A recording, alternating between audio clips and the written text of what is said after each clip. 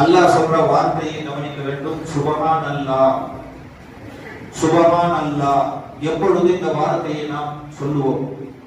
ஒரு ஆச்சரியமான விஷயம் நடந்தால், சாத்தியமில்லாத விஷயம் நடந்தால், உலகத்தினுடைய விஷயங்களை கவனத்தில் கொண்டு இது நடக்காத விஷயம் நடந்துவிட்டால் நாம் வார்த்தையில் வருவது சுபஹான் அல்லாஹ். ஆனா இன்றைக்கு நாம் நம் நாவால் சொல்லக்கூடிய வார்த்தை சுபஹான் அல்லாஹ். இந்த இரவை பார்த்து நாம் சொல்ல வேண்டும் சுபஹான் அல்லாஹ். சொல்லுங்க சுபஹான் அல்லாஹ். காரணம், அல்லாஹ்வே இந்த மிஅராஜுடைய ஆயத்தை துவங்குகின்ற போது சுபஹான் அல்லாஹ் என்ற வார்த்தையை சொல்லியே துவங்குகிறார். சுபஹானல்லதி அஸ்ரா பிஅப்திஹி. அல்லாஹ் மகா பரிசுத்தம் அடைந்து விட்டான்.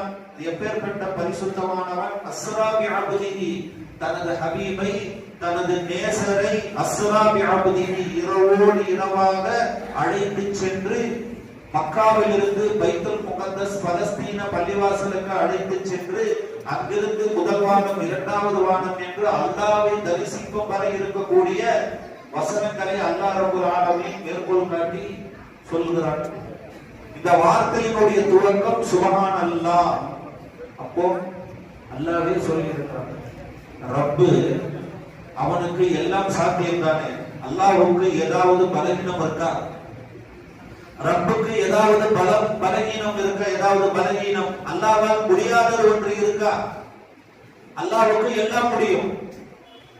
ஆக்தலும் அழித்தலும் அல்லாஹ்வுக்கு உண்டானது. ஒருவரை நல்லவராக ஆக்குவதும் ஒருவரை கெட்டவராக ஆக்குவதும் அல்லாஹ்வுடைய தீர்ப்பின் மூலமே இருக்கு. அல்லாஹ் நாடினால் குன் ஃபயகுன். அல்லாஹ் எதை நாடுகிறானோ ஃபயகுன், அது உடன் ஆகும். ஆனா அப்பேற்பட்ட ரப்பல் ஆலமீன் இந்த வசனத்தை துவங்குகின்ற போது அல்லாஹ்வே சொல்கிறான் சுபஹான் அல்லாஹ். அல்லாஹ் பரிசுத்தம் அடைந்து விட்டான் என்று சொன்னால் இந்த இரவனுடைய மகத்துவம், இந்த மிஅராஜுடைய பயணத்தினுடைய புண்ணியம், கண்ணியம் நாம் அறிய வேண்டும்.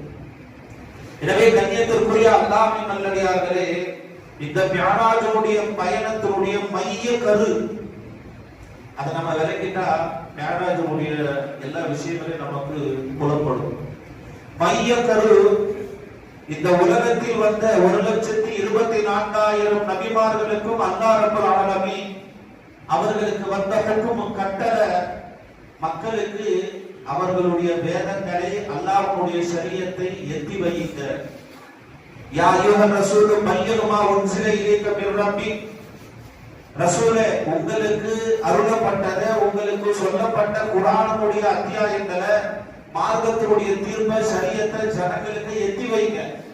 வைலம் தஃஅல், நீங்க செய்யலன்னா ஃபமா பல்லக்த ரிசாலத்தா, உங்களுடைய தூதுவத்தை, உங்களுடைய நுபுவத்தை நீங்கள் ஜனங்களுக்கு மத்தியில எத்தி வைக்கவில்லை. அல்லாஹ் குர்ஆன்ல சொல்றான்.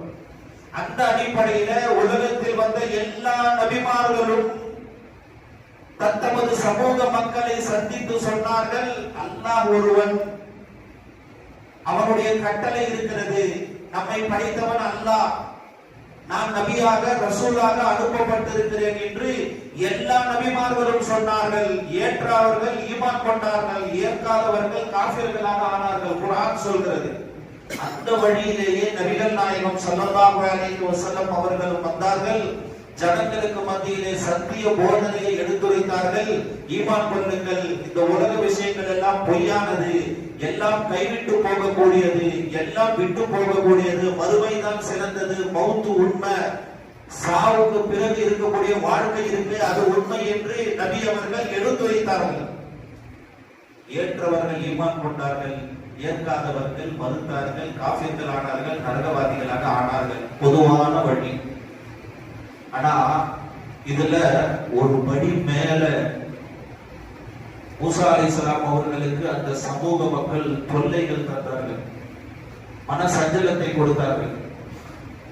நபிமார்களிலேயே அதிகமாக சோதிக்கப்பட்ட நபின்னா மூசா அலைஹிஸ்ஸலாம் தான்.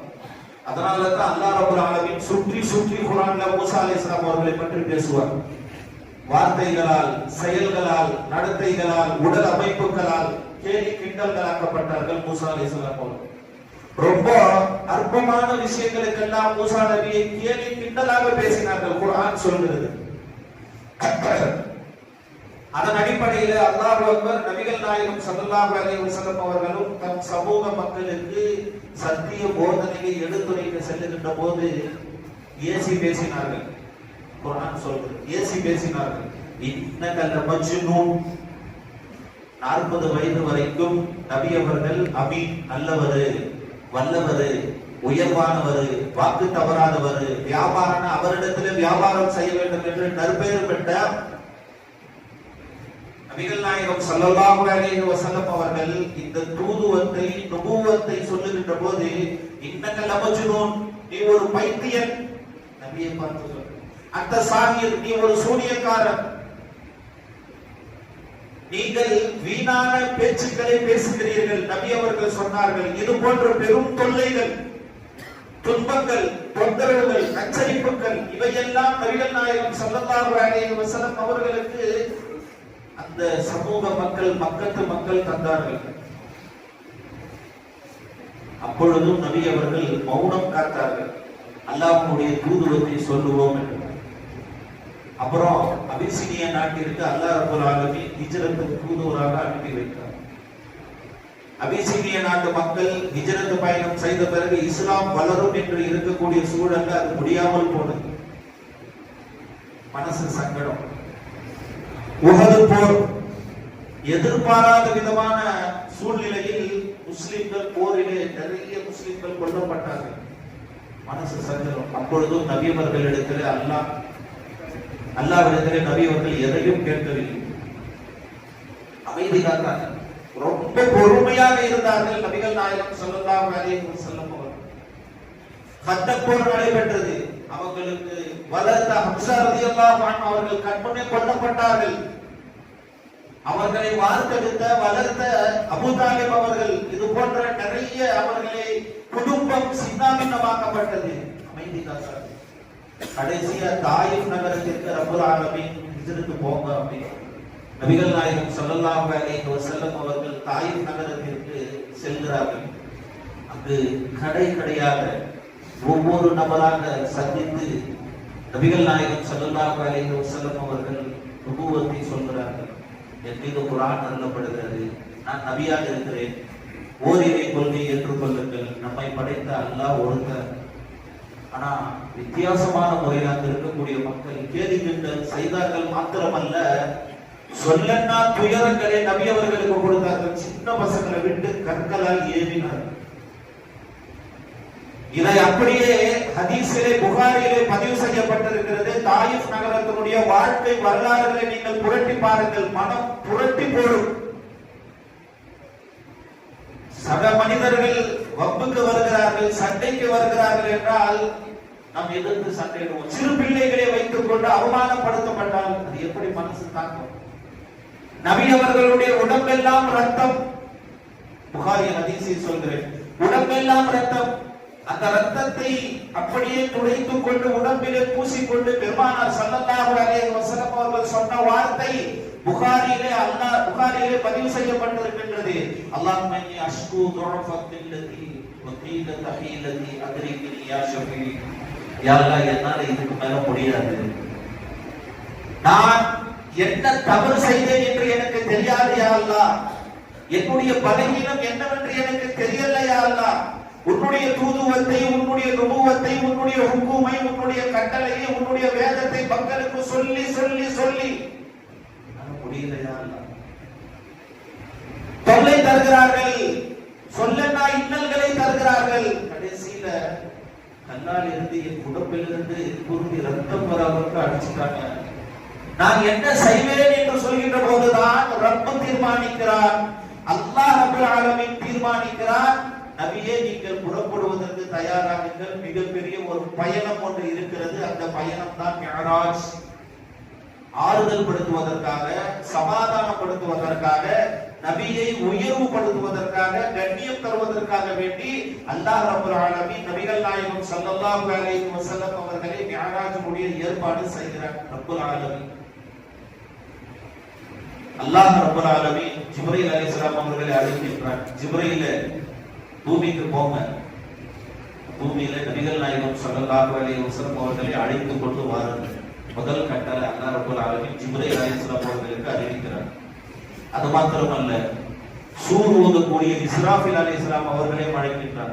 இந்த சூர் ஊதல்கள் எல்லாம் வானா, உங்களுக்கு வேற ஒரு வேலை இருக்கு, ஜிப்ரீல் அலைஹிஸ்ஸலாம் அவர்களோடு செல்லுங்க. மூன்றாவதாக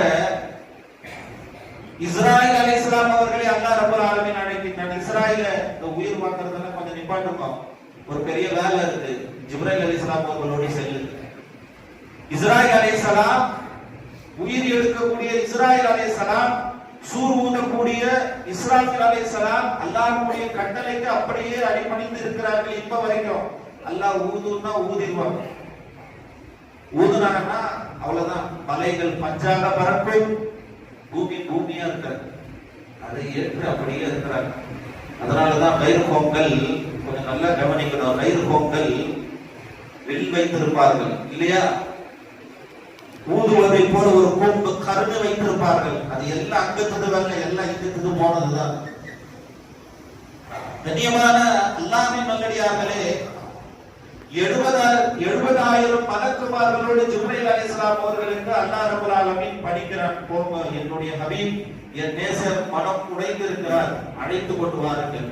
அவர்களுக்கு நடக்கக்கூடிய, உலகத்தில் இருக்கக்கூடிய, வானத்தில் இருக்கக்கூடிய எல்லா சங்கதிகளையும் எல்லா செய்திகளையும் அறிவித்தார்கள், அழைத்து கொண்டு வாருங்கள் என்று அல்லாஹ் ரப்பல் ஆலமீன் ஜிப்ரீல் அலைஹிஸ்ஸலாம் அவர்களுடைய தலைமையில பூமியில் அனுப்பணும். அதுவும் அனுப்புகின்ற போது சொல்கிறான், இந்த சொர்க்கத்தில் இருக்கக்கூடிய புராக் வாகனத்தையும் அழைத்து செல்லுங்கள். ஜிப்ரீல் அலைஹிஸ்ஸலாம் புகாரில பதிவு செய்யப்பட்ட ஹதீஸ். சொர்க்கத்துக்கு போனாங்களாம், போயிட்டு அந்த புராக் வாகனத்தை அழைத்து கொண்டு வருகின்ற போது எல்லா புராக் வாகனமும் முன்னாடி வந்து சந்தோஷத்துல குதிக்கிறான். நான் வரேன், நபி அழைத்து கொண்டு நான் வரேன். எல்லா அந்த புராக் வாகனங்களும் நான் வருகிறேன் என்று சந்தோஷத்துல வந்தது.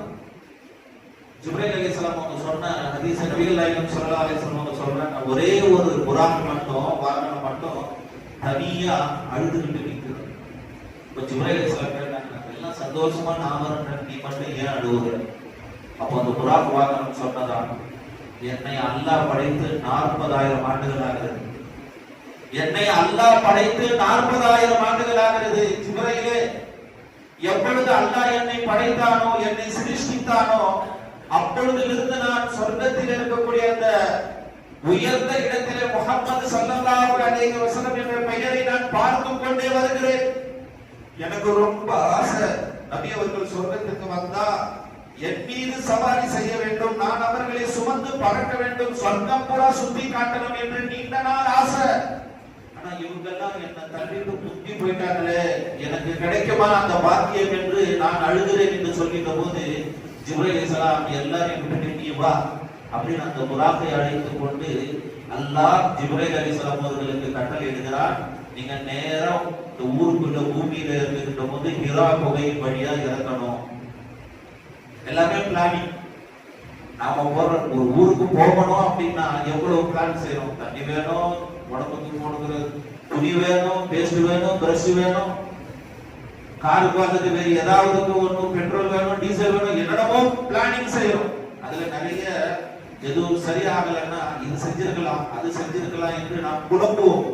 ஆனால் அல்லாஹ் ரப்பல் ஆலமீனுடைய ஏற்பாடு, பயண ஏற்பாடு எவ்வளவு பர்ஃபெக்டா இருக்கும். அல்லாஹ் ஜிப்ரீல் அலைஹிஸ்ஸலாம் அவர்களுக்கு தீர்மானிக்கிறார், நீங்க ஹிரா குகையில இறங்கணும். அங்கிருந்து பனு ஹாஷிம் கோத்திரத்தார்கள் வாழக்கூடிய பகுதியா தான் போகணும். நபிகள் நாயகம் ஸல்லல்லாஹு அலைஹி வஸல்லம் அவர்கள், என்னுடைய ஹபீப் அவர்கள் உறங்கிக் கொண்டிருப்பார்கள், அவரை சென்று கதவை தட்டி அவர்களுடைய தூக்கத்தை நீங்கள் கலைக்க கூடாது, மேற்கூரையை அகற்றிவிட்டு அங்கிருந்து கீழே இறங்குங்க. அப்படியே இறங்கினாங்க ஜிப்ரீல் அலைஹிஸ்ஸலாம் அவர்கள். எல்லா அந்த இஸ்ராஃபில் அலைஹிஸ்ஸலாம், வேற மலக்கு யாரு? இஸ்ராஃபில் அலைஹிஸ்ஸலாம் சொல்லுங்க பார்க்கலாம். இஸ்ராயில் அலைஹிஸ்ஸலாம் இல்ல, கொஞ்சம் தூக்கம் இல்லாம தான் இருக்கு. மாஷா அல்லாஹ். இஸ்ராயில் அலைஹிஸ்ஸலாம் அவங்களோடு அந்த இதுல இறங்குறாங்க. வரலாற்று ஆசிரியர்கள் மேன்மக்கள் என்ன எழுதுறாங்க அப்படின்னா, நபிகள் நாயகம் ஸல்லல்லாஹு அலைஹி வஸல்லம் அவர்களுடைய விண்வெளி பயணம் தொடர்ந்து முடிகின்ற வரை உலகத்துல எந்த மௌத்தும் நடக்கல. அந்த மிஅராஜுடைய பயணம் நடைபெற்று நபி அவர்கள் திரும்ப தன்னுடைய வீட்டிற்கு வரும் வரை உலகத்துல எந்த மௌத்தும் இல்லை. அங்கதான் இஸ்ராயில் அலைஹிஸ்ஸலாம் அங்கதான் இருக்கிறாங்க. அதே போன்று கியாமத்தினுடைய எந்த அடையாளங்களும் நடைபெறவில்லை. அல்லாஹ் ரப்பல் ஆலமீன் நேரத்தை அங்கு கட்டுப்படுத்தி வைக்கிறார். கூரையை அகற்றி நபிகள் நாயகம் ஸல்லல்லாஹு அலைஹி வஸல்லம் அவர்களை அணுகி வரலாற்று ஆசிரியர்கள் எழுதுகிறார்கள், நபி அவர்கள் அவர்களுடைய முபாரக்கான நம்மை ரோஜா பூ இருக்கும், அந்த ரோஜா பூ நல்ல மலர்ந்த ரோஜா பூ, அதுல ஃபர்ஸ்ட் இலைகள் சுற்றி இருக்கும் இல்லையா, அதை விட்டுட்டு ரெண்டாவது இருக்கணும், மூன்றாவது அந்த அந்த விதைக்கு முன்னால் இருக்கக்கூடிய அந்த இலை இருக்கிறது அல்லவா, அந்த இலையில் இருக்கக்கூடிய ஈரம், அந்த இலையை பிடித்தால் நாம் உணரலாம்.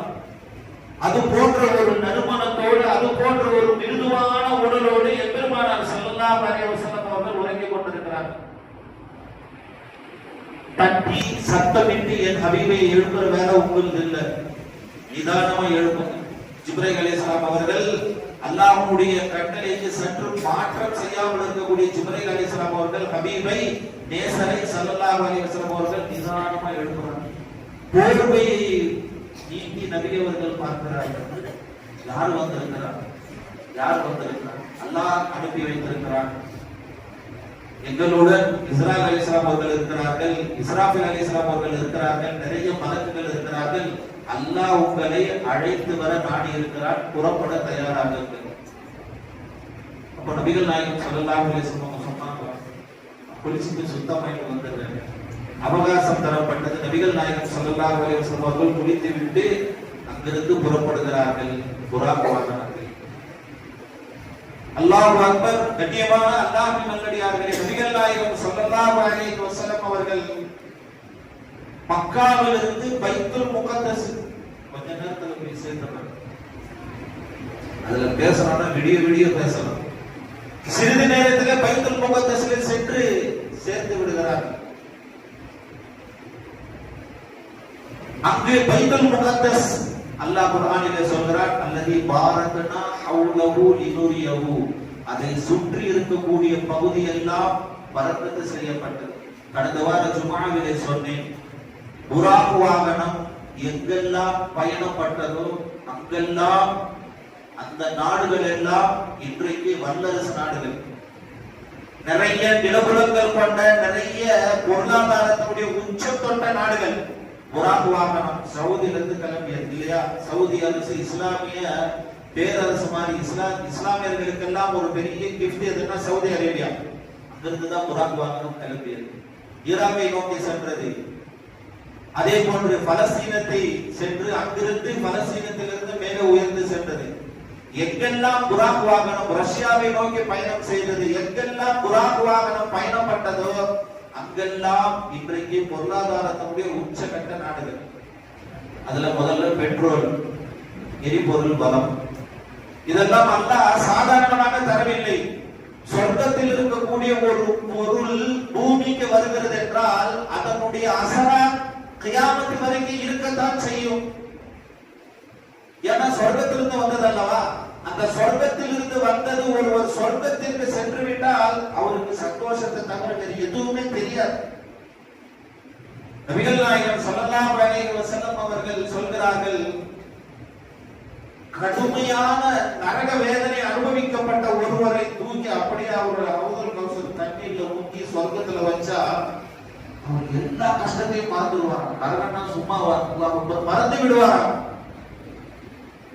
மறந்துவிட்டு இவ்வளவு நாளா நரகத்தினுடைய வேதனையை அனுபவித்தாயே, உனக்கு அது ஏதாவது ஞாபகம் இருக்காங்கன்னா சொர்க்கத்துல இருந்து சொல்வார், அதெல்லாம் ஒண்ணு இல்லையே, ரொம்ப சந்தோஷமா இருக்கு.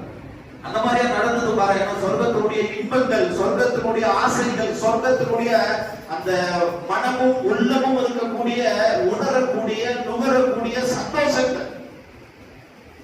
கண்ணியமான அல்லாஹ்வின் நல்லடியார்களே, அந்த சொர்க்கத்திலிருந்து வரப்பட்ட அந்த புராக் வாகனம் பூமியில வந்து போச்சுன்னா அல்லாஹ் அந்த பலத்தையும் நிலத்தையும் சும்மாவா இருக்க செய்யும்.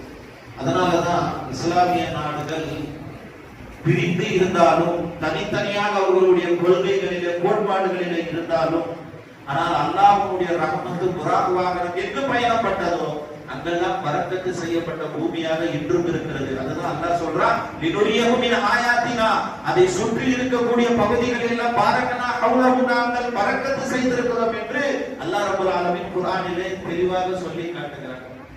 பைத்துல் முகத்தஸுக்கு போறாங்க, தூக்கம் வருது இல்ல, பைத்துல் முகத்தஸுக்கு போறாங்க. இந்த பைத்துல் முகத்தஸ்ல செல்கின்ற போது ஆதம் அலைஹிஸ்ஸலாம் அவர்கள் முதற்கொண்டு ஈசா அலைஹிஸ்ஸலாம் அவர்கள் வரைக்கும் எல்லா நபிமார்களும் அங்கு பைத்துல் முகத்தஸ் பள்ளியிலே இருக்கிறார். ஜிப்ரீல் அலைஹிஸ்ஸலாம் அவர்கள் பாங்கு சொல்கிறார்கள். ஜிப்ரீல் அலைஹிஸ்ஸலாம் அவர்கள் பாங்கு சொன்ன பிறகு முஸல்லா சஃபு எல்லா நபிமார்களும் சஃபாக வரிசையாக இருக்கிறார். நபிகள் நாயகம் ஸல்லல்லாஹு அலைஹி வஸல்லம் அவர்கள் நினைத்தார்களா, யாரும் தொழ வைப்பாங்கன்னு தெரியலையே, பாங்கு சொல்லப்பட்டிருக்கு என்பதாக நபிகள் நாயகம் ஸல்லல்லாஹு அலைஹி வஸல்லம் அவர்களை கரம் பிடித்து ஜிப்ரீல் அலைஹிஸ்ஸலாம் அவர்கள் முஸல்லாவை முன்னாடி நிப்பாட்டுகிறார். இன்றைக்கும் பைத்துல் முகத்தஸுக்கு போனா எந்த இடத்துல நபிகள் நாயகம் ஸல்லல்லாஹு அலைஹி வஸல்லம் அவர்கள் தொழ வைத்தார்கள், நபிமார்கள் எல்லாம் ஒன்று கூடிய இடம் பார்க்கலாம். துஆ செய்யுங்க. ஒரு முறையாவது பைத்துல் முகத்தஸ் பள்ளியில சென்று தொழுக வேண்டும் என்று ஹதீஸ்ல வருது. யார் பைத்துல் முகத்தஸ் பள்ளியில சென்று தொழுகிறார்களோ அவர்கள் எல்லாம் பரக்கத்து பெற்றவர்கள், சொர்க்கம் கன்ஃபார்ம். அது மாத்திரமல்லாமல் 5 வேற தொழுகையை யார் பைத்துல் முகத்தஸ் அந்த பலஸ்தீனத்தில் இருக்கக்கூடிய பள்ளியில தொழுகிறாரோ அவர் தொழுதுட்ட பிறகு எந்த பாவத்தையும் அவர் செய்ய மாட்டார். எந்த பாவமும் அவர் மூலமாக நிகழாது. பாவத்தால் புனிதமாக்கப்பட்டவர்கள் அவர்கள். நியத்து செய்யுங்க. உம்ராவுக்கு போயிட்டு வந்தால் அடுத்த ஒரு நியத்து பைத்துல் முகத்தஸ்ல போயிட்டு ஒரு நாள் அந்த பள்ளியில 5 வேளை வந்து தொழுகையாவது தொழுது கொள்ளணும். அல்லாஹ் நசீபாக்குவான். அங்கே இமாமாக நின்ற நபிகள் நாயகம் ஸல்லல்லாஹு அலைஹி வஸல்லம் அவர்கள் ஒட்டுமொத்த பெரும் பெரும் நபிமார்கள் ரசூல்மார்கள் மத்தியிலே தொழ வைக்கிறார்கள். தொழுகை முடியுது. தொழுகை முடிந்த பிறகு சுப்ஹானல்லாஹ் நபிகள் நாயகம் ஸல்லல்லாஹு அலைஹி வஸல்லம் அவர்களை ஜிப்ரீல் அலைஹிஸ்ஸலாம் அவர்கள் அன்பா அப்படியே அழைத்து கொண்டு வருகிறார்கள். வந்த பிறகு புராக் வாகனம், அந்த புராக் வாகனம் ஏறி அமர்கின்ற போது அழுது, அந்த புராக் வாகனம் அழுகுதான். அழுதுட்ட பிறகு புகாரி ஷரீஃப்ல வருது. அதுக்கப்புறம் துள்ளி குதிக்குதான் சந்தோஷத்துல. ஆரம்பத்தில் நபி அவர்களை பார்த்து பார்த்து அழுத பிறகு நபி அவர்கள் அமர நெருங்குகின்ற போது துள்ளி குதிக்குதான். ஒரு ஆட்டுக்குட்டி, ஒரு 3 நாளைக்கு முன்னால் பிறந்த ஆட்டுக்குட்டியோ கண்ணுக்குட்டியோ எப்படி துள்ளி குதிக்கும், அந்த மாதிரி துள்ளி குதித்து அப்படியே சந்தோஷத்தை வெளிப்படுத்துகின்ற போது ஜிப்ரீல் அலைஹிஸ்ஸலாம் அவர்கள் அதை கட்டுப்படுத்துகிறார்கள். பெருமானார் ஸல்லல்லாஹு அலைஹி வஸல்லம் அவர்கள் வருகிறார்கள். அமைதிக்காகவும் நபி அவங்க அல்லாஹ்வுடைய ரசூல் அவங்க அமைதியா இருக்கு, இதெல்லாம் சேட்டை பண்ணாத என்று தன் கட்டுப்பாட்டுக்கு கொண்டு வருகின்ற போது அது கண்ணீர் விட்டு சொல்கிறது, என் மேல என்னுடைய ஹபீப் ஸல்லல்லாஹு அலைஹி வஸல்லம் அமர போகிறார்கள், இதை விட பெரிய பாக்கியம் யாருக்கு இருக்க போகிறது. அப்போ முதல் தடவை ஏறி அமர்கிறார்கள் புராக் வாகனத்துல. நபிகள் நாயகம் ஸல்லல்லாஹு அலைஹி வஸல்லம் அமர்கின்ற போது இந்த புராக் வாகனத்துக்கு பக்கத்துல ஒரு கல் இருந்தது. இன்றைக்கும் இருக்கு பைத்துல் முகத்தஸ் பலஸ்தீன பள்ளியில். அந்த கல்லுல தான் நபி ஸல்லல்லாஹு அலைஹி வஸல்லம் ஏறி புராக் வாகனத்துல அமர்ந்தார்கள். அந்த புராக் வாகனம் பறக்கின்ற போது அந்த கல்லும் அப்படியே மேல போயிடுச்சு. அந்த கல்லு மேலே செல்கின்ற போது நபி ஸல்லல்லாஹு அலைஹி வஸல்லம் அவர்கள் அந்த கல்லை இரு அப்படின்னாங்க. இன்றைக்கும் போங்க பைத்துல் முகத்தஸ்ல யூடியூப்ல சேனல் அடிச்சு பாருங்க. பைத்துல் முகத்தஸ்ல நபி ஸல்லல்லாஹு அலைஹி வஸல்லம் அவர்கள் விண்ணுலக பயணம் சென்ற அந்த மிஅராஜுடைய புராக் வாகனத்தில் புறப்படுவதற்கு முன்னால் இருந்த அந்த கல்லை இன்றைக்கும் பூமியில தொடாமல் புவியீர்ப்பு விசை இல்லாமல் இன்றும் கல் மேலே இருக்கிறது. ஒரு கல்லு புவியீர்ப்பு விசையால கீழே விட மேலே இருக்கு. இதை விட ஒரு பெரிய முஅஜிஸா, இதை விட ஈமான் கொள்வதற்கு வேற என்ன ஆதாரம் வேண்டும் மக்களே? இன்றைக்கும் இருக்கு. அந்த கல்லு நானும் உங்களோட பயணிக்கிறேன் என்று உனக்கு அனுமதி இல்லை, நீங்க இங்கே இருக்குன்னு சொல்லிட்டு பெருமானார் ஸல்லல்லாஹு அலைஹி வஸல்லம் அவர்கள் அந்த கல்லை தடுக்கிறார்கள். கல் இன்றும் புவியீர்ப்பு விசையால் தொடாமல் இருக்கிறது. சுப்ஹானல்லாஹ். நபி ஸல்லல்லாஹு அலைஹி வஸல்லம் அவர்கள் அந்த புராக் வாகனத்தில் அமர்ந்த பிறகு ஒரு சந்தோஷம், ஒரு கம்பீரம் வருதான். அந்த சந்தோஷமும் கம்பீரமும் கலந்த பிறகு நபி அவர்கள் கண் கலந்து இதான் இருக்கிறாங்க. எங்களுடைய ஹபீப் ஸல்லல்லாஹு அலைஹி வஸல்லம் அவர்கள் சொன்னார்கள், ஜிப்ரீலே, இந்த புராக் வாகனம் இவ்வளவு சொகுசு வாகனம் என்னுடைய உம்மத்துமார்களுக்கு கிடைக்குமா, என்னுடைய உம்மத்துமார்களுக்கு பாக்கியம் கிடைக்குமா அப்படின்னாங்க. அப்ப ஜிப்ரீல் அலைஹிஸ்ஸலாம் அவர்கள் கண் கலங்கினார்கள். புகாரியினுடைய ஹதீஸ். ஜிப்ரீல் அலைஹிஸ்ஸலாம் அவர்கள் அழுகிறார்கள், யா ரசூலல்லாஹ், அல்லாஹ்வுடைய கட்டளை, நீங்க என்ன சொல்றீங்களோ அது நடக்கும். என்னுடைய உம்மத்து நபிகள் நாயகம் ஸல்லல்லாஹு அலைஹி வஸல்லம் அவர்களின் உம்மத்துமார்களின் மீது எந்த அளவிற்கு அன்பு வைத்திருக்கிறார்கள் நபி அவர்கள். அப்ப அந்த புராக் வாகனம் சொல்லிச்சான், ரசூலல்லாஹ், நீங்க சொர்க்கத்துக்கு போயிடுவீங்க, ஆனா எல்லா உம்மத்துமார்களையும் நீங்க சிபாரிசு செய்வீங்க, என்னையும் கொஞ்சம் சிபாரிசு செய்யுங்க, உங்களோட நானும் சொர்க்கத்துக்கு வரணும். அந்த புராக் வாகனம் நபி அவர்களிடத்திலே சொன்னார். எனவே கண்ணியத்திற்குரிய அல்லாஹ்வின் நல்லடியார்களே, நபிகள் நாயகம் ஸல்லல்லாஹு அலைஹி வஸல்லம் அவர்களுக்கு மவுத்தினுடைய நேரம் வருகிறது. ஜிப்ரீல் அலைஹிஸ்ஸலாம், இஸ்ராயீல் அலைஹிஸ்ஸலாம் அவர்கள் வாசலில் நிற்கிறார்கள். அல்லாஹ் அனுப்பி இருக்கிறார், அவங்களுடைய ரூஹை கைப்பற்றி வர வேண்டும், தாங்கள் அனுமதித்தார்கள் என்று சொல்கின்ற போது நபி அவர்கள் சொன்ன வார்த்தை என்ன தெரியுமா? என் உயிரை தருவதற்கு ஒண்ணுமில்ல, எடுத்துக்கொண்டு செல்லுங்கள் ரப்பிடத்திலே, ஆனால் எனக்கு பின்னால் என் சமூக மக்களுடைய நிலைமை என்ன? அந்த பதில் வராமல் என் ரூஹ் இந்த பூமியை விட்டு பிரியாது. இதுதான் எங்களுடைய ஹபீப் ஸல்லல்லாஹு அலைஹி வஸல்லம். ஒரு தாய் கூட சில நேரத்துல பிள்ளைகளை விட்டுருவா, வேற வழி இல்ல அப்படின்னா விட்டுருவாங்க, தந்தை விடுவார். ஆனால் எம்பெருமானார் ஸல்லல்லாஹு அலைஹி வஸல்லம் அவர்கள் இக்கட்டான சூழ்நிலை உயிர் பிரியும் போது கூட என் சமூக மக்கள், என் உம்மத்தில் இருக்கக்கூடிய பெண் மக்கள், இவங்களுடைய பாதுகாப்பு விஷயத்துல பதில் வராமல் எவரோனையும் தொட முடியாது. நபிகள் நாயகம் ஸல்லல்லாஹு அலைஹி வஸல்லம் அவங்க சொன்னாங்க. எனவே கண்ணியமான அல்லாஹ்வின் நல்லடியார்களே, அந்த நேரத்திலேயும் நபி அவர்கள் அந்த மிஅராஜுடைய பயணத்தினுடைய நேரத்திலேயும் நபி அவர்கள் நம்மின் மீது அந்த கேள்வியை வைத்திருக்கிறார்கள். என் உம்மத்துமார்களுக்கு இந்த பாக்கியம் கிடைக்குமா? இந்த சொகுசு பயணம், இது போன்ற சொர்க்கத்திலே உல்லாசமாக பயணிக்கக்கூடிய நசீபு என் உம்மத்துக்கு வேணும். ஜிப்ரீல் அலைஹிஸ்ஸலாம் அவங்க சொன்னாங்களா? நிச்சயம் உண்டு யா ரசூலல்லாஹ். இருந்து பறக்கிறாங்க. அல்லாஹு அக்பர். முதல் வானத்துல போகின்ற போது ஆதம் அலைஹிஸ்ஸலாம் அவர்கள் வயதான தோற்றத்தில் அமர்ந்து கொண்டிருக்கிறார். கதவு தட்டப்படுகிறது. கதவு தட்டிய பிறகு ஜிப்ரீல் அலைஹிஸ்ஸலாம் அவங்க முதல் வானத்துல கடக்கின்ற போது கதவு தட்டினா வயசான ஆளு கதவு திறக்கிறாங்க. ஆனா ஜிப்ரீல் அலைஹிஸ்ஸலாம் அவர்கள் வானத்திலிருந்து பூமிக்கு அடிக்கடி வந்து போறவங்க. அவங்களுக்கு தெரியுமா இல்லையா எந்த வழியா முதல் வானம், இரண்டாவது வழியா போகணும், மூணாவது வானம், அவங்களுக்கு தெரியுமா இல்ல? அடிக்கடி வந்து செல்பவர்களுக்கு வழி தெரியும். ஆனால் நபி அவர்கள் புறப்பட்டு அவருடன் சேர்க்கின்ற போது கதவை தட்டுகிறார்கள். ஏன்னா மலக்குகளை கதவு தட்டிட்டு வர வேண்டிய அவசியம் இல்லை. நபிகள் நாயகம் ஸல்லல்லாஹு அலைஹி வஸல்லம் அவர்களோடு செல்கின்ற போது கதவை தட்டுகிறார்கள். இந்த கதவை தட்டிய பிறகு ஆதம் அலைஹிஸ்ஸலாம் அவர்கள் கதவை திறந்து வயதான தோற்றத்தில் ஆதம் அலைஹிஸ்ஸலாம் அவர்கள் இருக்கிறார்கள்.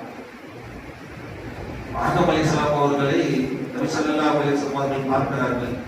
நபி ஸல்லல்லாஹு அலைஹி வஸல்லம் அவர்கள் ஆதம் அலைஹிஸ்ஸலாம் அவர்களை பார்த்த உடனே எந்த அளவுக்கு வரலாற்று ஆசிரியர்கள் மேற்பார்வையில் எழுதுகிறார்கள். ஒரு கொள்ளு தாத்தா இருக்கிறார்ல, தன்னுடைய கடைசி பேரப்புள்ளியை பார்க்கின்ற போது எவ்வளவு அந்த ஒரு நெகிழ்வான ஒரு தருணம், பாச போராட்டம் என்று சொல்வார்கள் இல்லையா? ஆதம் அலைஹிஸ்ஸலாம் அவர்கள் தன்னுடைய அன்பு முழுவதையும் அப்படியே அணைத்து நபி ஸல்லல்லாஹு அலைஹி வஸல்லம் அவர்களுடைய கன்னங்களிலே கை வைக்கிறார்கள். நபிகள் நாயகம் ஸல்லல்லாஹு அலைஹி வஸல்லம் அவர்களுடைய முழு பார்வை ஆதம் அலைஹிஸ்ஸலாம் அவர்களின் மீது விழுகின்றது. முஹப்பத், அன்பு முஹப்பத். சிறிது நேரம் பேசுகிறார்கள். இரண்டாவது வானத்தை கடக்கிறார்கள். இரண்டாவது வானத்தில் ஹஜ்ரத் ஈசா அலைஹிஸ்ஸலாம் அவர்களையும் யஹ்யா அலைஹிஸ்ஸலாம் அவர்களையும் சந்திக்கிறார்கள். இரண்டாவது வானத்துல ரெண்டு மலக்கு ஈசா அலைஹிஸ்ஸலாம் அவங்க இருக்கிறாங்க. ஆனா யஹ்யா அலைஹிஸ்ஸலாம் ஏன் இருக்கிறாங்க அப்படின்னா, ஈசா அலைஹிஸ்ஸலாம் அவங்க திருப்பி துனியாவுக்கு வர போறாங்க. அப்ப துனியாவுக்கு வந்துட்டாங்க. 40 வருடம் அவர்கள் வாழ்கின்ற சூழல் இருக்கும் பட்சத்துல அப்ப இரண்டாவது வானத்துல ஸ்பேஸ், இடம் காலியாகும். அதற்கு ஒரு அதிபதியாகத்தான் யஹ்யா அலைஹிஸ்ஸலாம் அவர்களை அல்லாஹ் ரப்பல் ஆலமீன் வைத்திருக்கிறார்.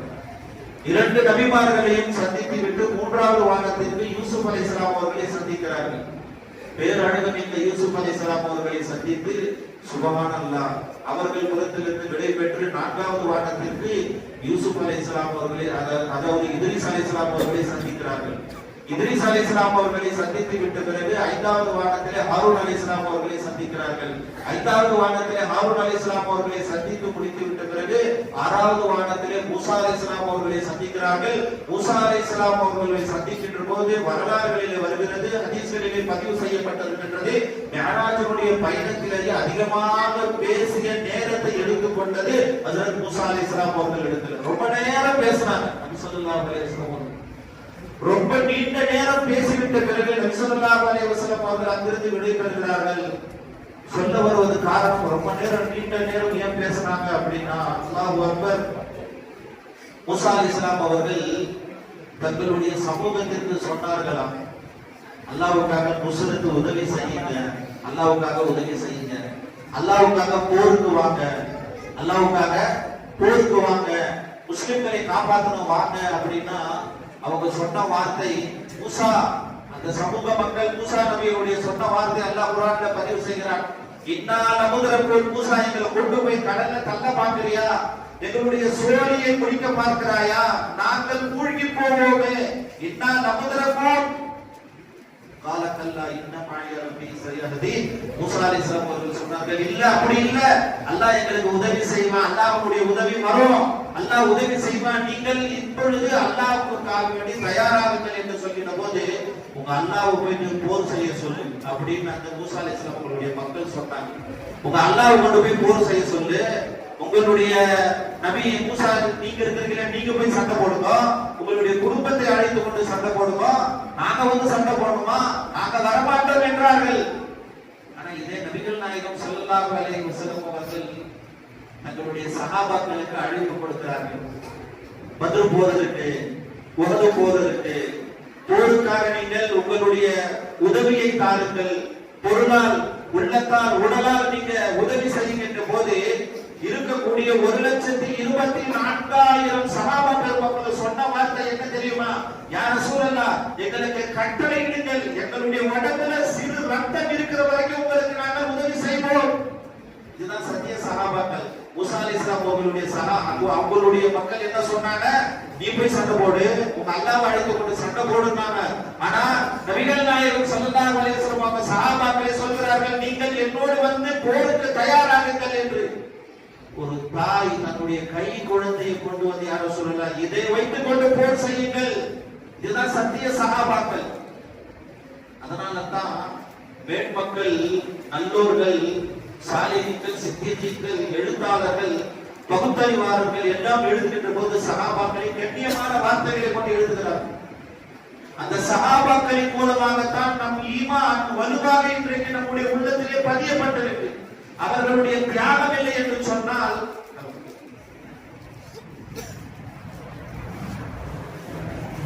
சஹாபாக்களின் தியாகம் இல்லை என்று சொன்னால் இன்றைக்கு நம்ம முஸ்லிம்களா இருக்க முடியாது. எங்களுடைய உடம்புல கடைசி சொட்டு ரத்தம் இருக்கிற வரைக்கும் உங்களுக்கு நாங்கள் உதவி செய்வோம் யார சொல்லலாம்.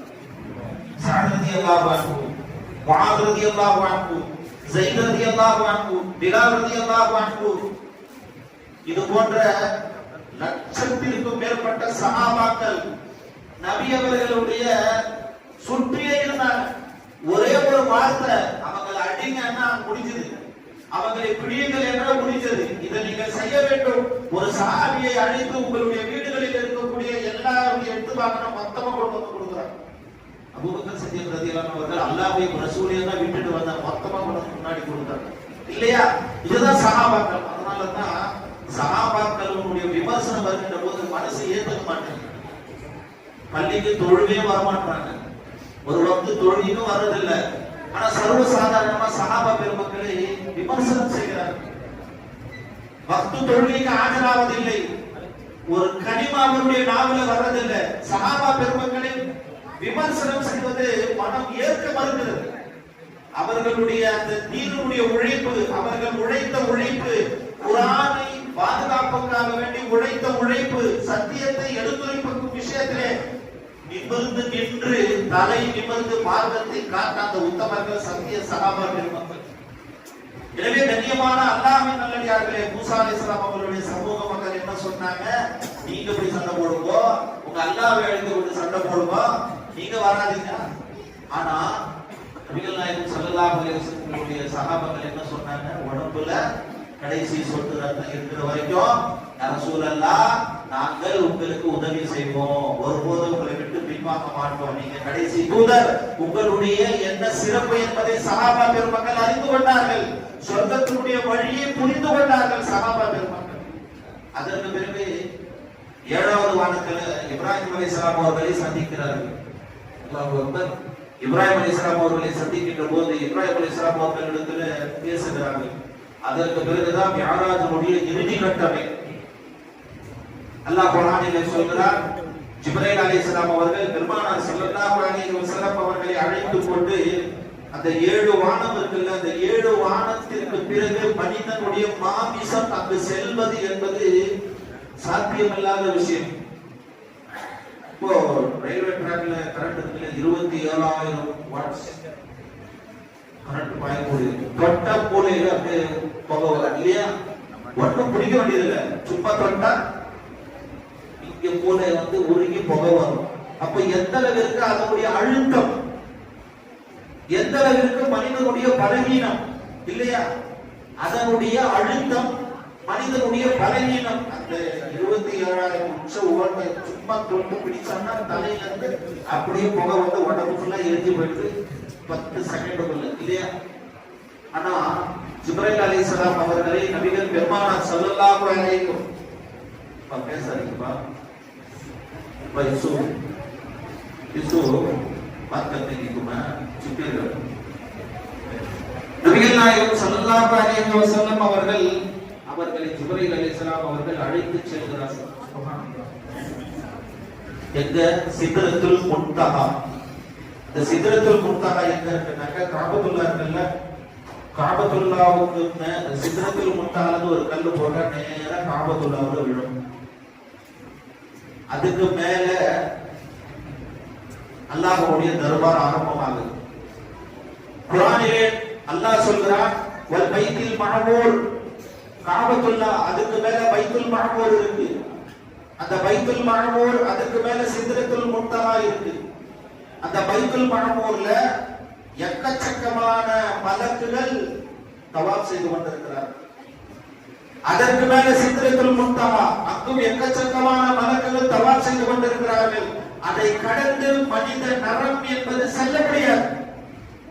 ஆனால் ஜிப்ரீல் அலைஹிஸ்ஸலாம் அவர்கள் நபிகள் நாயகம் ஸல்லல்லாஹு அலைஹி வஸல்லம் அவர்களை அழைத்துக் கொண்டு சித்ரத்துல் முன்தஹாவை அடைகிறார்கள்.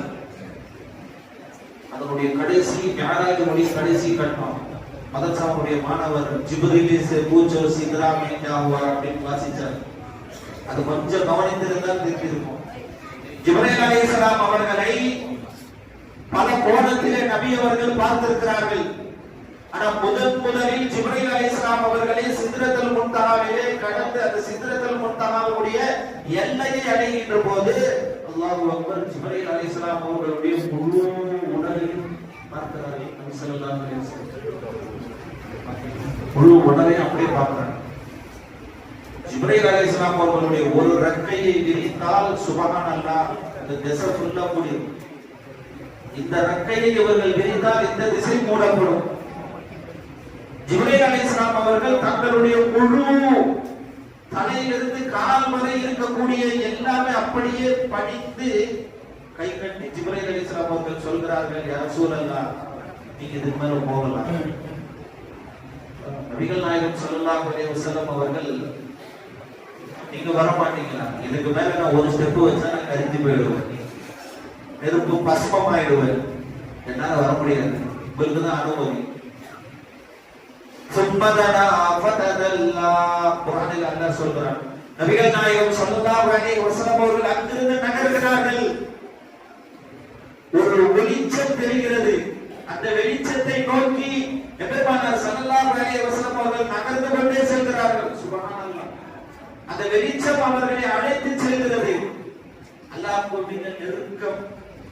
இதோ நம்ம வார்த்தையால சொல்லிக்கிறோம், ஜோடிச்சு சொல்றது இல்ல. குர்ஆனில் சொல்லக்கூடிய விஷயங்களை நான் உங்களுக்கு முன்னால் சொல்கிறேன். கண்ணியமான அல்லாஹ்வின் நல்லடியார்களே, ஃபகான காப கௌஸைனி அவ் அத்னா. அல்லாஹ்வும் சத்திய தூதரும் நெருக்கமாகிறார்கள். கண்ணியத்திற்குரிய அல்லாஹ்வின் நல்லடியார்களே, நபிகள் நாயகம் ஸல்லல்லாஹு அலைஹி வஸல்லம் அவர்கள் நெருங்க நெருங்க நெருங்க பூமியில மூசா அலைஹிஸ்ஸலாம் அவர்கள் இருந்தார்கள். அப்பொழுது அல்லாஹ் பூமியில் இருந்த மூசா அலைஹிஸ்ஸலாம் அவர்கள் இடத்துல பேசினார். மூசா அலைஹிஸ்ஸலாமுக்கு ஆசை, யாரா உங்களை இந்த பூமியிலிருந்து பார்க்கணும்.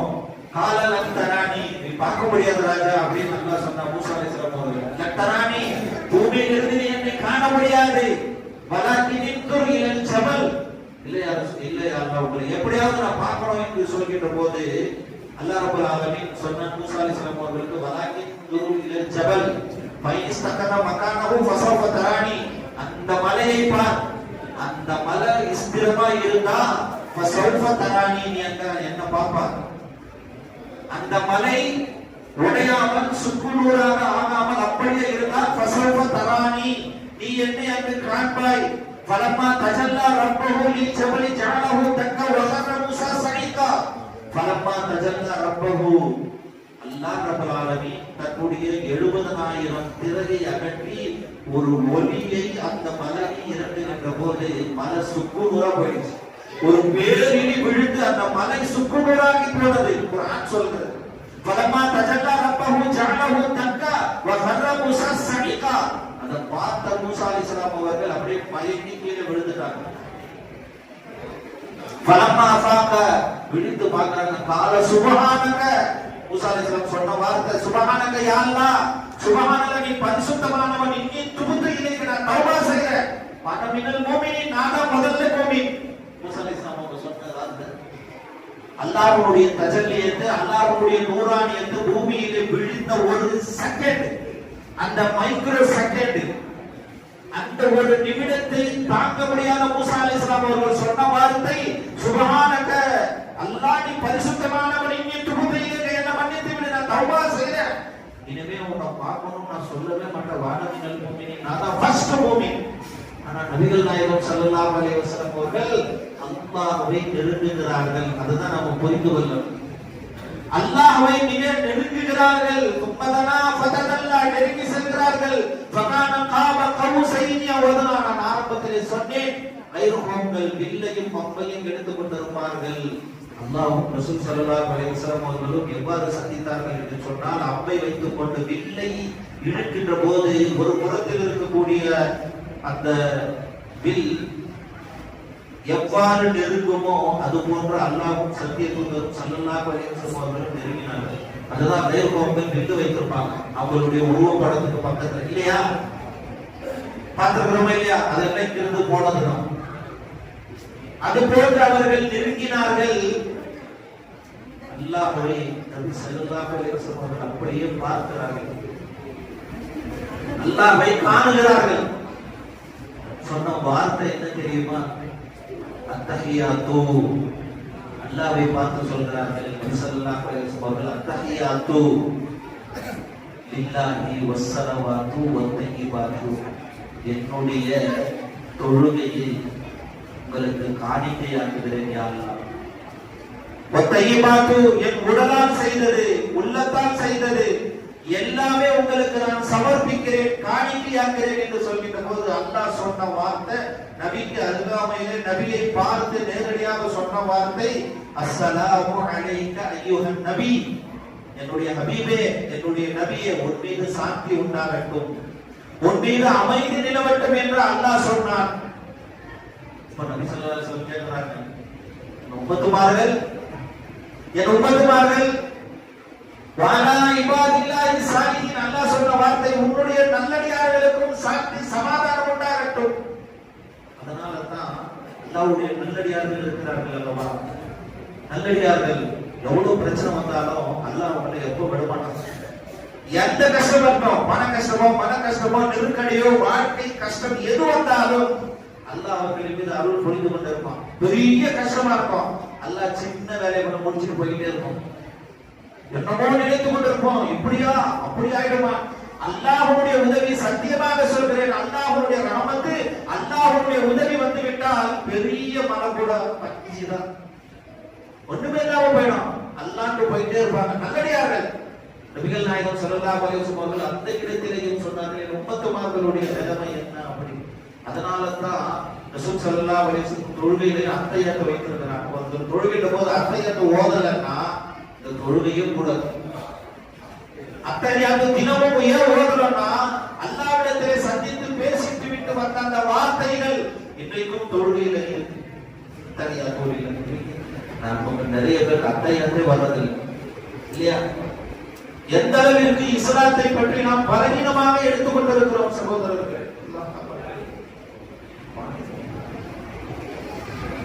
அதற்கு பிறகு நபிகள் நாயகம் ஸல்லல்லாஹு அலைஹி வஸல்லம் அவர்கள் அல்லாஹ்விடத்திலிருந்து பேசிவிட்டு விடை பெற்று வருகின்ற போது நமக்கு கிடைத்த பெரிய ஒரு நியமத் என்னன்னா, அல்லாஹ் சொன்னது வமா கலகத்துல் ஜின்ன வல் இன்ஸ இல்லா லியஅபுதூன்.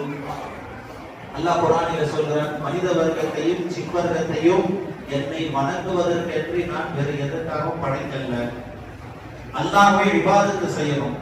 வியாபாரம் செய்யுங்க, தொழில்துறையில் இருக்குங்க, படிங்க, ஸ்கூலுக்கு போங்க, காலேஜுக்கு போங்க, வீட்டுல சமையல் செய்யுங்க, வீட்டு வேலைகள் செய்யுங்க, அலுவல்கள் செய்யுங்க, தன்னுடைய குடும்பத்துக்காக வேண்டி உழையுங்கள், தன்னுடைய மகனுக்காக வேண்டி, தன்னுடைய மகளுக்காக வேண்டி என்னென்ன செய்ய வேண்டுமோ அவர்களுடைய பாதுகாப்பு விஷயத்திலே, தன்னுடைய உடல் ஆரோக்கிய விஷயத்திலே என்ன செய்ய முடியுமோ எல்லாம் செய்யுங்கள்.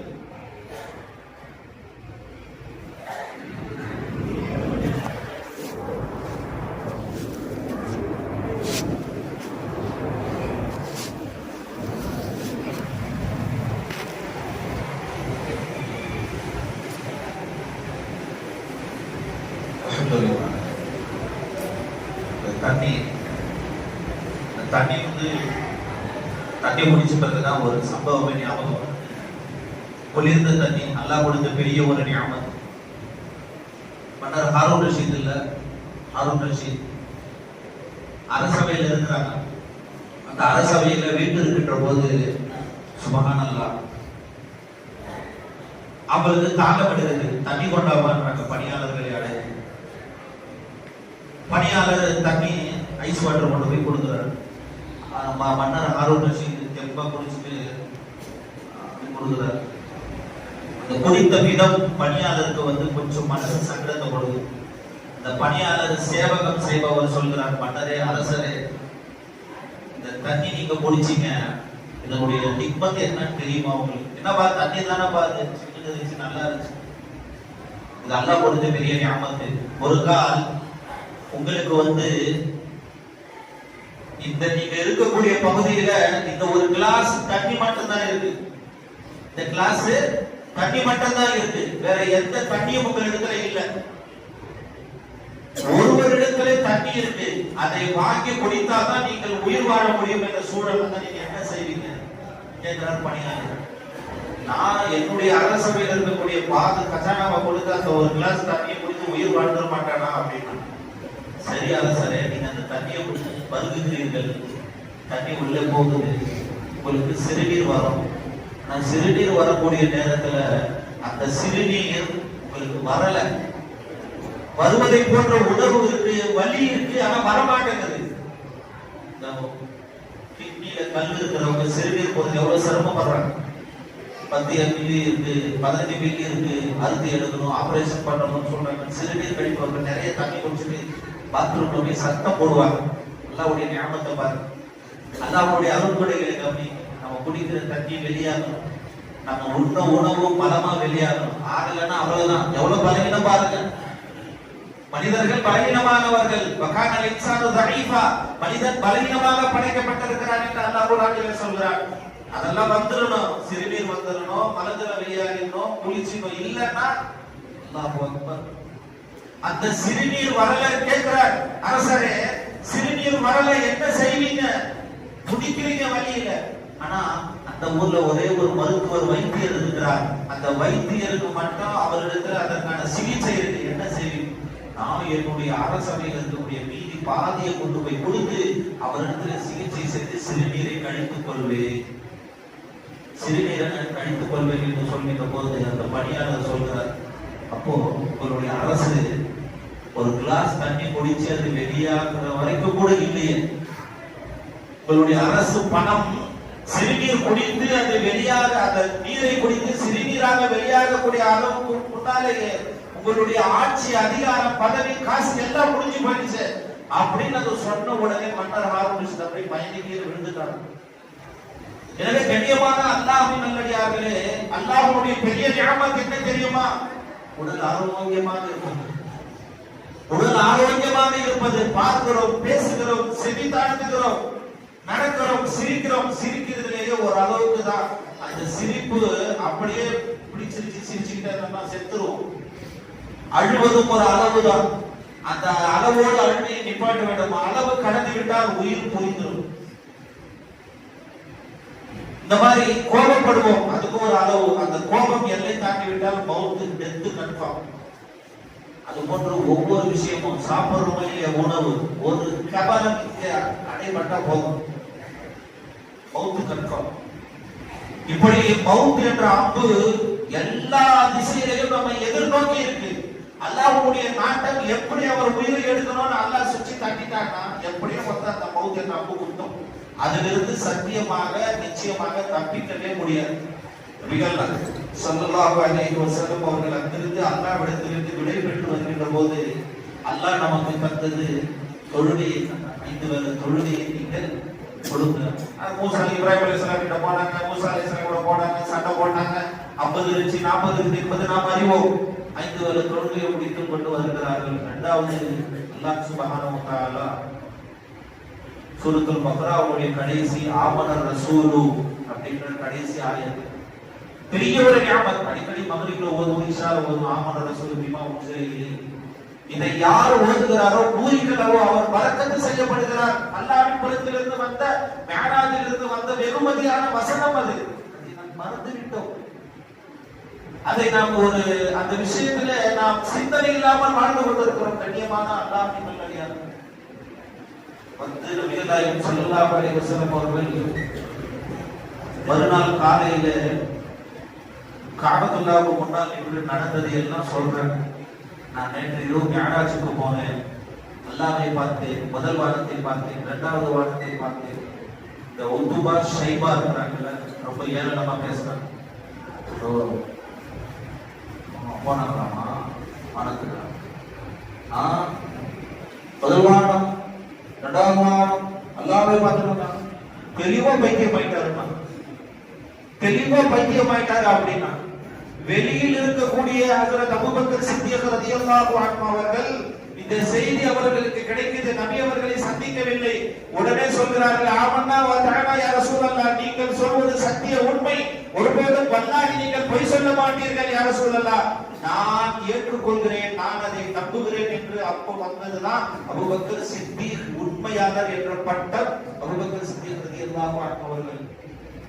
ஆனா யாராவது நான் குர்ஆனை ஏத்துக்கிறேன், மௌத்துக்கு பிறகு கேள்வி கணக்கு இருக்கிறது நான் ஏற்றுக்கொள்கிறேன், அல்லாஹ்வுக்கு இடத்துல செல்வது சொர்க்கத்தை ஏற்றுக்கிறேன், நரகத்தை ஏற்றுக்கிறேன், நான் மிஅராஜை நான் ஏற்க மாட்டேன் என்று சொன்னால் ஃபக்கத் கஃபர, அவர் காஃபிர். காஃபிர். அவருக்கு இஸ்லாத்துக்கு எந்த சம்பந்தமும் இல்லை. அவர் முஸ்லிம் என்று சொல்ல முடியாது. எல்லாம் ஏத்துக்கிறாங்க. அந்த மிஅராஜ் மட்டும் நம்பிக்கை இல்லை எனக்கு. அவ்வளவு சீக்கிரத்துல எப்படி அங்கெல்லாம் போயிட்டு வந்தாங்க அப்படி கடந்த வாரம் ஜும்ஆல தெளிவா சொல்றேன். அதாவது ஒரு பைக்ல அதிகபட்சமா 100 கிலோமீட்டர் வேகத்துல போகலாம். அதிகபட்சமா கொஞ்சம் ரேஸ் பைக்கா இருந்தா 140 கிலோமீட்டர் வேகத்துல 150, 200, 250 கூட போகலாம். கார்ல 150, 200, 240 அதிகபட்சமான வேகம். இப்ப வந்தே பாரத் 180 கிலோமீட்டர் வேகத்துல போறது ஆச்சரியமா பேசுறோம். வந்தே பாரத் ஜெர்மன்ல சமீபத்துல கடந்த மாதம் ஒரு ரயிலை இறக்கிருக்கிறாங்க. 5 பெட்டிகள் கொண்ட ஒரு ரயில் பெட்டியில 600 கிலோமீட்டர் வேகத்துல போக வச்சிருக்கிறாங்க ஜெர்மன்ல. அதுக்கு முன்னாடி ஜப்பான்ல 450 கிலோமீட்டர் 500 கிலோமீட்டர் தொட்டது பெரிய அதிசயமா இருந்தது, கிண்ண சாதனையா இருந்தது. அதை உடைந்து 600 கிலோமீட்டர் வேகத்துல கடந்த மாதம் ஜெர்மன்ல தயாரித்திருக்கிறாங்க. வேகமா செல்லக்கூடிய சரியா 1 மணி நேரத்துல 600 கிலோமீட்டர் போயிடும். இங்கிருந்து அந்த ஜெர்மன் ட்ரெயின்ல போனா 1 மணி நேரத்துல மதுரைக்கு போயிடலாம் இல்லையா? மக்காவுல இருந்தாங்கன்னாக்க 1 மணி நேரத்துல மதீனாவுக்கு போயிடலாம். அந்த அளவிற்கு வேகம். புராக் என்னும் வாகனம் நபிகள் நாயகம் ஸல்லல்லாஹு அலைஹி வஸல்லம் அவர்களை எவ்வாறு வேகமாக சென்றது என்றால் ஹதீஸ்களில் வருகிறது, நாம் பார்க்கும் பார்வை எங்கு முடிகிறதோ அங்கு ஒரு 8 எடுத்து வைக்கும். ஒரு சராசரி மனிதனுடைய பார்வை எனக்கு தெரிந்து வளைவு இல்லாமல் நேரடியாக இருந்தால், வளைவுகள் இல்லாமல் நேரடியாக இருந்தால் சரியாக கண்ணுக்கு தெரியக்கூடிய பார்வை கிட்டத்தட்ட 10 மைல் கூட தெரியும். நல்லா தெரிஞ்சவங்க கொஞ்சம் கண் பார்வை கம்மியானவங்க சேர்த்துக்க முடியாது. 10 மைலுக்கு மேலாக தெரியும். புராக் என்னும் வாகனம் சுபஹானல்லாஹ் நபி அவர்களை சுமந்து சென்றது அதை விட ஒளியாண்டை விட வேகமானது. ஒரு ஆய்வு செய்யறாங்க, ஒளியாண்டு எவ்வளவு, இந்த ஒளின்னா டார்ச் இருக்குல்ல, அந்த டார்ச் அடிச்சா எவ்வளவு சீக்கிரத்துல போய் செவுத்துல அந்த வெளிச்சப்படுது, இதுதான் ஒளியாண்டு இல்லையா? ஒரு மனிதரை நிக்க வைத்து வேகமாக ஓட செய்து டார்ச்சை அடித்தால் மனிதனை விட அந்த ஒளி வேகமாக போய் செவுத்துல படும், மனிதன் பின்னாடி தான் போய் டச் பண்ணும். அதை விட வேகமாக, ஒளியாண்டை விட வேகமாக நபிகள் நாயகம் ஸல்லல்லாஹு அலைஹி வஸல்லம் அவர்களை இந்த புராக் என்னும் வாகனை சுமந்து சென்றது. சுப்ஹானல்லாஹ்.